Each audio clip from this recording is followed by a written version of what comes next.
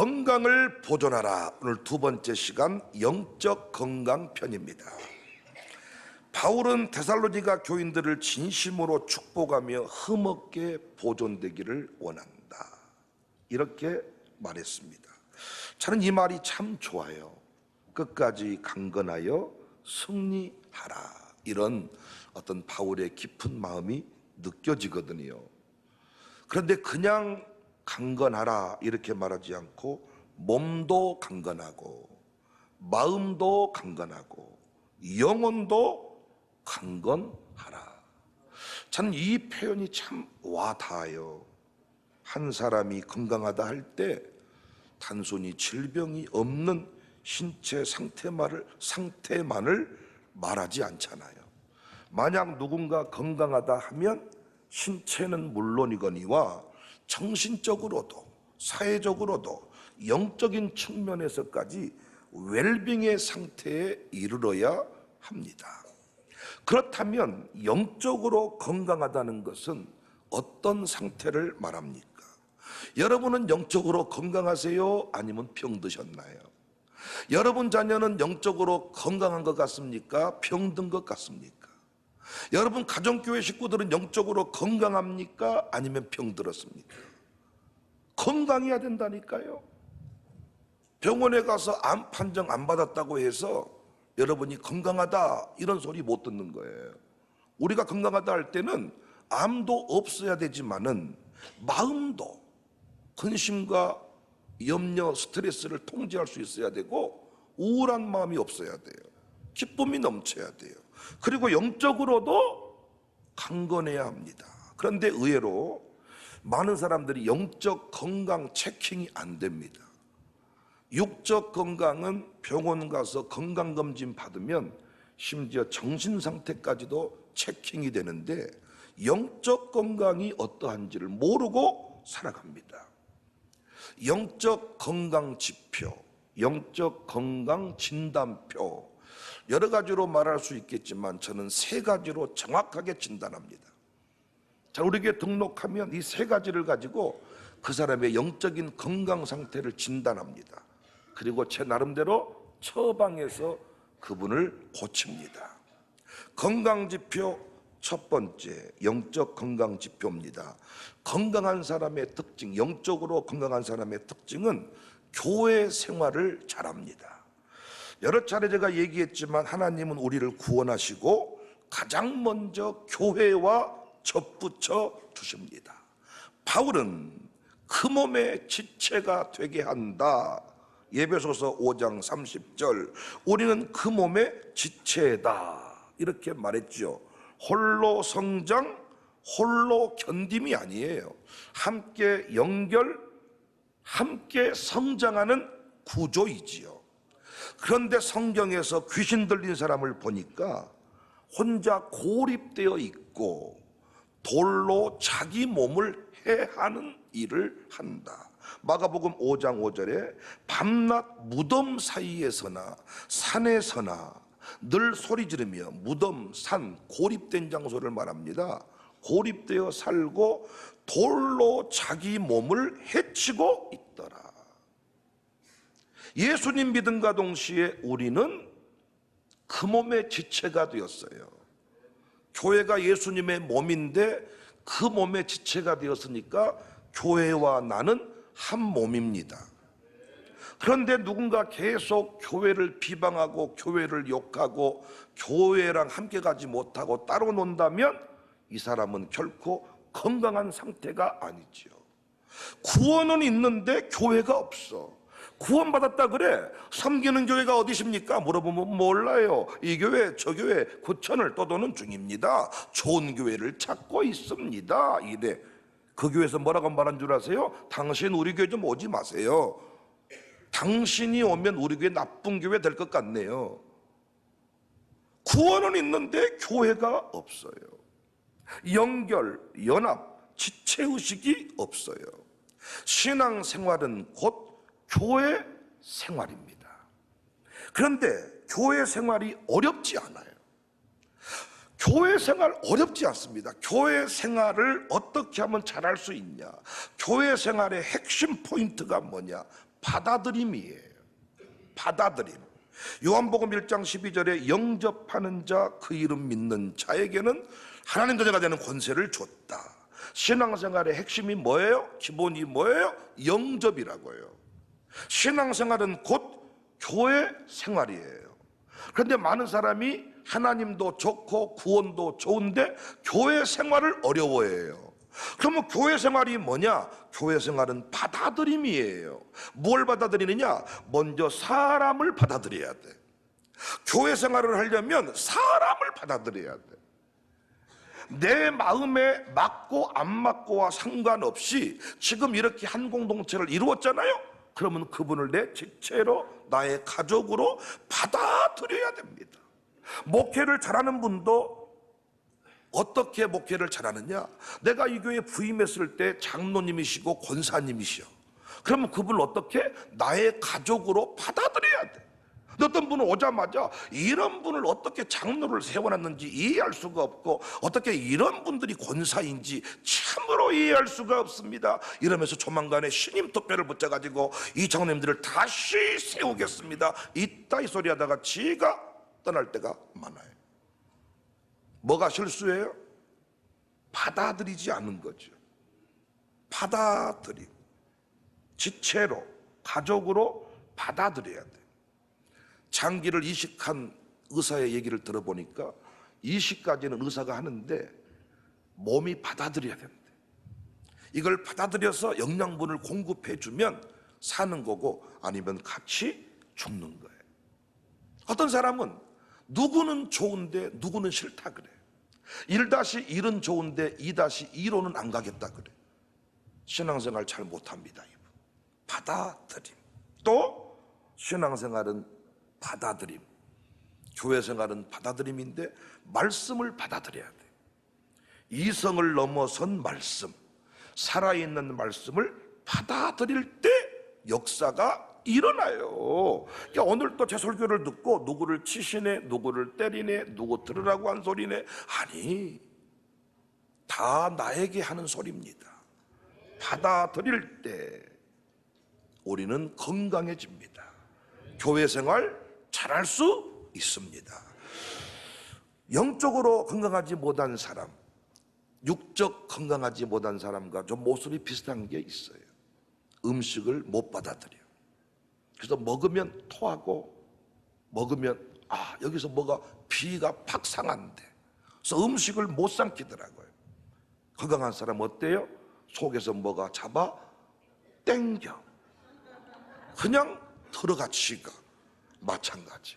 건강한 사람의 특징은 뭐예요? 교회에서 신앙생활 잘한 사람의 특징, 말씀을 뱉지 않아요. 아멘으로, 아멘으로, 아멘으로. 그래서 아멘 할 때도요, 끝에서 아멘 이게 아니라 온몸으로 아멘으로, 아멘으로. 심지어 손 들고 아멘으로, 아멘으로. 받아들여. 꿀떡꿀떡 받아먹는 거예요. 건강합니다. 두 번째 영적 건강 지표는 기도를 지속합니다. 예수님 믿고 하나님 자녀가 된 후에 누려야 될 가장 큰 특권은 기도의 특권입니다. 갈라디아서 4장 6절에 너희가 아들임으로 하나님이 그 아들의 영을 우리 마음 가운데 보내사 아빠 아버지라 부르게 하셨다. 아빠 아버지. 로마서 8장 15절에 너희는 다시 무서워하는 종의 영을 받지 아니하고 양자의 영을 받았으므로 우리가 아빠 아버지. 기도가 끊이지 않는 사람, 기도가 잘 되고 있는 사람, 굳이 신방할 필요가 없습니다. 하나님과 깊은 관계를 맺고 기쁨으로 살아갈 수 있기 때문입니다. 아빠, 아버지, 아빠, 아버지 이 관계를 잘 맺어서 건강한 상태를 유지하는 겁니다. 그런데 기도가 막힌 사람, 새벽 기도가 중단된 사람, 이미 이 사람은 위험한 상태에 이르렀습니다. 응급구조대가 출동하면 첫 번째 하는 일이 기도 유지. 기도 유지. 어쩜 그렇게 단어가 연결되는지 몰라. 기도가 막히면 죽어. 기도를 유지해야 돼. 목을 젖히고 기도를 유지해야 호흡이 시작되는 거예요. 기도가 막힌 사람, 이런저런 핑계로 기도를 못하는 사람, 그 사람한테 일 맡기면 안 됩니다. 그 사람한테 깊은 말 하면 안 됩니다. 기도가 중단된 사람한테 목사가 사실은 집사님 내가 이러이러한데 이렇게 도와주면 어떨까요? 그 말을 듣는 순간부터 예배 중에 힘들어합니다. 침입니다, 침. 그 사람한테는 절대로 이름 부르면 안 됩니다. 이름 부르고 누구누구씨 왜 좁니까? 절대 말하면 안 돼. 목사가 최소한 강대상에서 이름 부를 정도가 되려면 새벽 기도 안 빠지고 있는 사람이어야 돼. 이름 잘못 불렀다가 난리 납니다. 수용을 못해. 뭔 말을 하면 다 상처를 받아. 그런데 기도가 잘 되고 있는 사람은 뭔 말을 해도 다 은혜가 돼. 저는 그래서 우리 아이들에게 가장 먼저 새벽 기도를 가르치고 있어요. 직업상 새벽 기도를 할 수 없는 사람은 교회 충직을 맡지 마라. 왜? 그 사람은 뭘 해도 힘들 것이기 때문에. 그러니까 요즘 우리 아이들은 새벽 기도의 원리를 잘 모르고 은혜를 잘 체험하지 못하니까 새벽 기도가 힘들다고 하지만 아니, 오히려 새벽 기도가 중단돼서 마귀의 밥이 되는 게 훨씬 힘듭니다. 영적인 파워를 잃어버린 게 훨씬 힘듭니다. 여러분이 한번 파워를 잃어버리잖아요. 모든 것이 다 나를 누릅니다. 그래서 영적으로 건강을 유지하잖아요. 다 이깁니다. 여러분, 영적으로 건강한 사람 다 이길 수 있다니까요. 육적으로 빌빌대는 사람은요, 음식 이상한 거 한 조각 먹었는데 금방 쭈룩쭈룩 금방 잡아줘. 모든 음식이 다 지한테 피가 되고 살이 돼야 될 텐데 지가 좋아하는 거 몇 가지만 먹어. 항상 사람이 야실야실 해가지고 팩 자빠지고 팩 자빠져. 이번 어디 강원도 정선은 갈란가 몰라? 6시간 차는 탈란가 몰라? 그러니까 제가 육적으로 연약한 사람을 지금 비아냥대는 게 아니라 영적인 얘기를 하고 있는 거잖아 지금. 영적으로 이렇게 되면 어떻게 일을 하겠냐고요. 당회하다 삐치고, 집회하다가 삐치고, 주방에 밥하러 왔다가 삐치고, 1-1에서 삐치고, 3-1에서 삐치고, 또 3-2 잃어버려졌더니 거기서 삐치고, 한 3번쯤 삐치니까 면목이 없으니까 뒤로 하더니 나가버리더라고요. 그런데 기도가 살아있는 사람은 뭐든지 이해가 돼. 그래서 그랬구나. 야, 저 사람이 나한테 열등감이 있구나. 내가 더 품어줘야 되겠구나. 그러니까 새벽 기도는 결코 내 인생의 굴레가 아니라 내 인생을 빛나게 만들어주는 영적 건강을 유지하는 필수 과목입니다. 세 번째 영적 건강 지표는 사람을 사랑하고 섬기는 거예요. 그러니까 제가 영적으로 건강하냐, 이미 영적으로 건강이 무너졌냐, 이걸 보는 지표는 교회 생활을 잘하고 있느냐. 두 번째 뭐라고요? 기도 생활을 잘하고 있느냐. 세 번째, 사람을 사랑하고 섬길 줄 아느냐.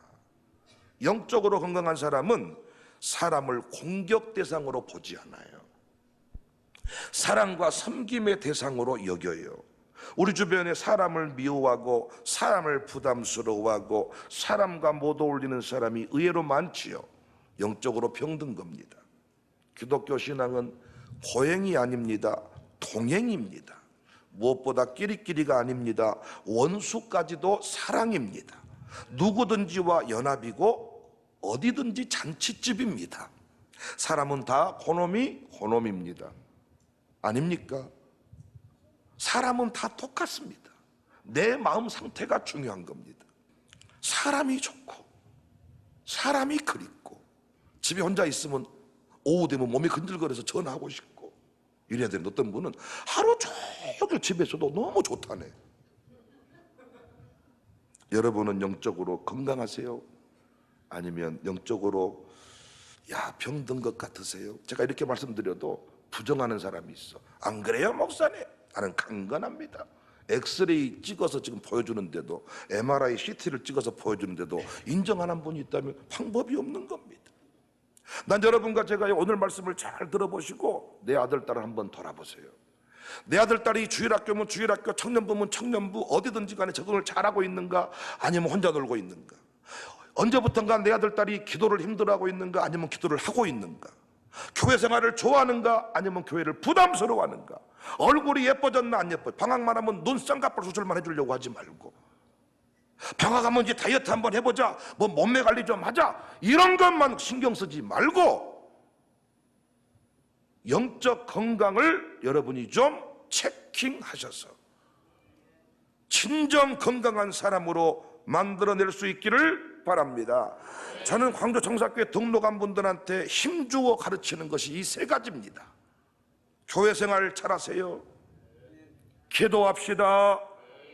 함께 사랑하고 섬깁시다. 이걸 저는 끊임없이, 그래서 우리 새가족 양육 첫 번째 챕터가 교회입니다. 교회에 관해서 공부를 해요. 교회 생활 잘하시면 학교 생활 잘할 수 있습니다. 교회 생활 잘하시면 사회생활, 군대 생활 잘할 수 있습니다. 오늘 세 가지를 실천해 보세요. 받아들이는 겁니다.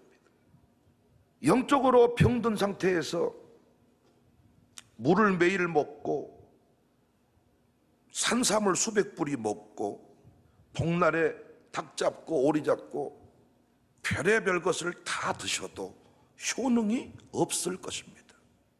영적으로 막힌 사람한테 황칠이 황칠되지 못해. 영적으로 막힌 사람한테 생수가 생수되지 못해. 영적으로 불통하면 이 생수가 우리 몸 안에 들어와서 열심히 영양분을 공급하고 노폐물을 끄집어내야 되는데 안 돼. 그게 영혼이 잘됨 같이 범사가 잘돼. 그러니까 기도가 되고 있는 사람한테, 교회 생활이 되고 있는 사람한테, 사랑과 섬김이 되고 있는 사람한테 물도 약이 되는 거예요. 황칠은 더 약이 되고 산삼 뿌리는 더 약이 되고. 제가 몇 가지를 변증해 볼게요. 영혼이 잘됨 같이 범사가 잘된다, 이 이야기가 과연 어려운 이야기인가? 여러분과 제가 건강하기 위해서는 몸이 차가우면 안 되죠. 몸의 온도가 중요하죠. 면역력이 높아져야 되지요. 몸의 온도가 떨어지면 신체 기능이 저하되지요. 손발이 차가운 사람이 잘 체하죠. 몸이 차가운 사람이 피가 잘 안 도는 사람이 늘 아프죠. 그죠? 무엇보다 면역력이 떨어지죠. 몸의 온도가 떨어지면 면역력까지 떨어지잖아요. 그래서 감염이 되면 어때요? 감염이 되면 건강한 사람의 특징이 뭐예요? 체온이 상승하죠. 고열이 발생하죠. 그래서 우리 몸 안에 막 열이 난다는 것은 뭘 의미하고 있는 거예요? 병원체와 싸우는 백혈구의 활동을 증진시키는 거죠. 바이러스와 박테리아는 고온에서 생존하기가 어렵지요. 그럼 암세포도 마찬가지죠. 암세포는 차가운 곳, 산성화된 곳에서 활성화되지요. 그래서 우리 몸의 온도를 유지하기 위해서 그 난리를 치는 거죠. 그런데 여러분, 몸의 온도를 높이기 위해서 운동하고 땀 흘리고 헬스하고 한약 먹고 난리를 치는 거잖아요. 그렇죠? 온천하고 뭐 침 맞고. 그럼에도 불구하고 나이가 들어가면서 어떤다고요? 식어진다고요. 그런데 이것과 상관없이 변함없이 뜨거움을 유지할 수 있는 방법이 있는데 그게 뭐예요? 신앙생활입니다. 신앙생활을 할 때 어떻게? 뜨겁게. 그래서 교회 제일 많이 듣는 말이 뭐예요? 뜨겁게, 뜨겁게, 뜨겁게. 저는 그래서 교회를요, 만나면 좋은 친구 정도가 아니라 만나면 뜨거워지는 친구, 만나면 살아나는 친구, 만나면 암도 이겨버리는 친구, 만나면 살리는 친구. 예수님이 뭐라고 말했어요? 신앙생활을 차갑게 해라 그랬어요? 뜨겁게 해라 그랬어요? 예수님이 계시록 3장 15절에 내가 내 행위를 아노니 내가 차지도 아니하고 뜨겁지도 아니하도다. 내가 차든지 뜨겁든지 하기를 원하노라. 내가 이같이 미지근하여 뜨겁지도 아니하고 차지도 아니하면 내 입에 너를 토하여 내치리라. 나는 차가운 쪽 하랍니다. 지금 이 말이 이 말입니까? 선택을 요구하시는 거예요? 뭐 하는 거예요? 뜨거워지라는 거죠. 뜨거워져라, 뜨거워져라. 뜨거움 속에 우리를 살리는 모든 것이 들어있습니다. 사랑하는 여러분, 제발 신앙생활을 뜨겁게 하세요. 어려운 이야기 아니잖아요. 예배할 때 뜨거워지죠. 예배할 때 뜨거워지 안 뜨거워져요? 뜨거워지죠. 예배할 때 흘린 눈물, 차가운 눈물이라 그래요? 뜨거운 눈물이라 그래요? 뜨거운 눈물. 기도할 때 흘린 눈물, 차가운 눈물, 뜨거운 눈물. 기도할 때 뜨거워지죠. 찬송할 때 뜨거워지죠. 찬송을 차갑게 해요? 뜨겁게 해요? 성령님은 차갑게 해요? 뜨겁게 해요?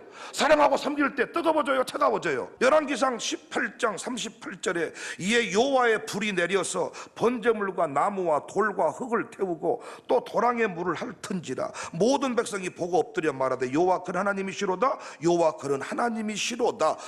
예배할 때 불이 내려와서 모든 물과 모든 것들을 다 태웠다.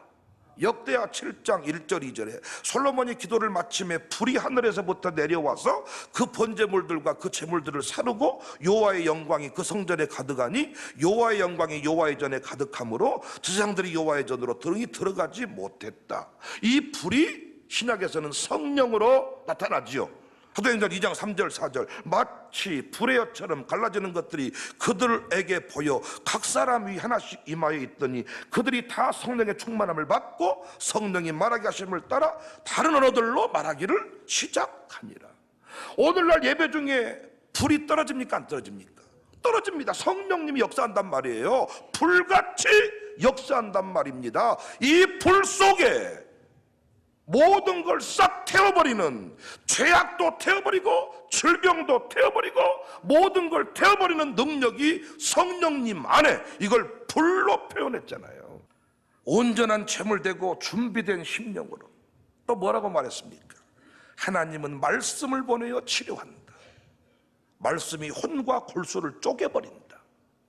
시편 107편 20절에 그가 그의 말씀을 보내어 그들을 고치시고, 예배 중에 뭐가 임해요? 말씀이 임해요. 그 말씀이 어떻게? 히브리서 4장 12절에 하나님의 말씀은 살아있고 활력이 있어 좌우에 날선 어떤 검보다도 예리하여 혼과 영과 관절과 골수를 찔러 쪼개버린다. 어지간한 침으로 작은 병 고치지만 진짜 큰 병은 태침을 꼽는데 태침 꼽아도 안 되는 병은 죽음의 병입니다. 그런데 그걸 뭐가 해요? 말씀이 쪼개버린다는 거예요. 마태복음 8장 8절에 그래서 백부장은 말합니다. 우리 집에 오실 필요도 없습니다. 말씀으로만 하옵소서. 말씀이 나를 치네, 나를 때리네, 시험이 드네, 마네, 지금 할 시간입니까? 이 말씀이 나를 치료한다 해야 되겠습니까, 여러분? 누가복음 24장 32절에 그들이 서로 말하되 길에서 우리에게 말씀하시고 우리에게 성경을 풀어주실 때에 우리 속에서 마음이 뜨겁지 않더냐. 여러분, 설교 듣다가 온몸에 솜털이 확 돋는 경험 있어요, 없어요? 돋다가 어허! 갑자기 머리 번개 맞은 것처럼 쭉 이런 느낌 있어요, 없어요? 이때 세포는 춤을 추고 암세포는 녹아지는 거야. 부르짖어 기도하라. 에레미야 33장에 너는 내게 부르짖어라. 내가 내게 응답하겠고 내가 알지 못하는 그거 비밀한 일을 내게 보이리라. 부르짖으라. 기도할 때도요, 부르짖는 인생은 속병이 없대요. 저희 교회는 섬김의 기회가 많아요. 이것이 우리 교인들을 골병들게 한 게 아니라 우리 교인들을 살리는 기름을 제가 알았어요. 사랑하는 여러분, 영혼이 잘됨 같이 범사가 잘되는 은혜가 있어지기를 바랍니다. 불 끄지 마세요. 뜨거움을 체험하세요. 그 뜨거움이 모든 것을 다 살게 할 것입니다.